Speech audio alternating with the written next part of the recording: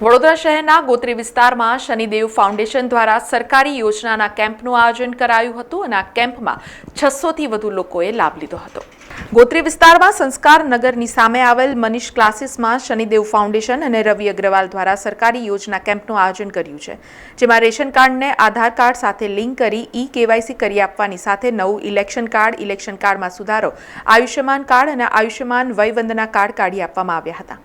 આ કેમ્પ ગોત્રી વાસના ભાયલી તાંદલજા, સૈયદવાસના અને હરિનગર વિસ્તારના નાગરિકો માટે આયોજિત કરાયો હતો।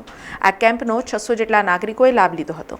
નાગરિકોને રેશન કાર્ડ ઈ-કેવાયસી માટે સરકારી કચેરીઓમાં લાઇનમાં કલાકો સુધી ઊભા રહેવું પડે છે, તેમજ કેટલીકવાર ધક્કા ખાવા પડે છે, ત્યારે નાગરિકોનું નજીકના જ સ્થળે સહેલાઈથી કામ થઈ જાય તે ઉદ્દેશ્યથી કેમ્પનું આયોજન કરાયું છે। આ કેમ્પ તારીખ 26 જાન્યુઆરી, 2 અને 9 ફેબ્રુઆરીના રોજ મનીષ ક્લાસીસમાં કેમ્પ યોજાશે, જ્યારે 16 અને 23 ફેબ્રુઆરી અને 2 માર્ચના રોજ ગોત્રી ઈએસઆઈ હોસ્પિટલ રોડ પાસે આવેલ અયપ્પા મંદિરની સામે હનુમાનજી મંદિર પાસે વીએમસી પ્લોટમાં કેમ્પ રાખ્યો છે।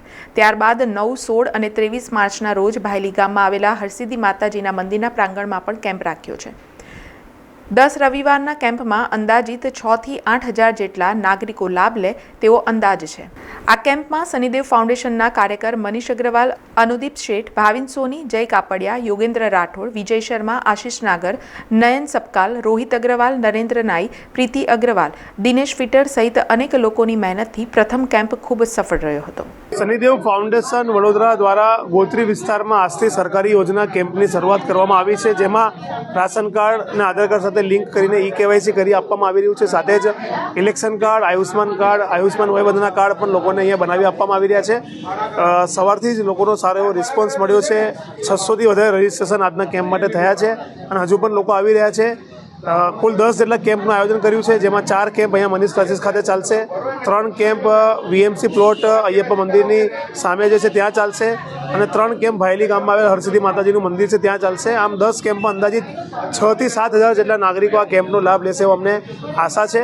સૌથી મહત્વની બાબત એ છે કે આખી આ કેમ્પના આયોજનમાં અમને સરકારી વિભાગનો પણ અહીંયા મદદ મળી છે, સાથે જ જે ખાનગી સીએસસી સેન્ટર ચલાવતા હોય તેમની પણ મદદ મળી છે અને અમારી આખી ટીમ આ કાર્યક્રમમાં જોડાઈ છે। ઉદ્દેશ્ય એ જ છે કે લોકોને સરકારી કચેરી સુધી જ્યારે લોકો જતા હતા ત્યારે લાઈન જોઈને અથવા તો ભીડ જોઈને લોકો ત્યાં જવાનું ટાળતા હતા, તો પોતાનું કામ પછી કરાવીશું તે પ્રકારની લોકોના મનમાં એક વિચાર આવતો હતો અને લોકોને દૂર સુધી ન જવું પડે અને અહીંયા શાંતિથી બેસીને તેમના સમય મર્યાદામાં કામ પૂર્ણ થાય તે ઉદ્દેશ્યથી જ આ કેમ્પનું અમે આયોજન કર્યું છે।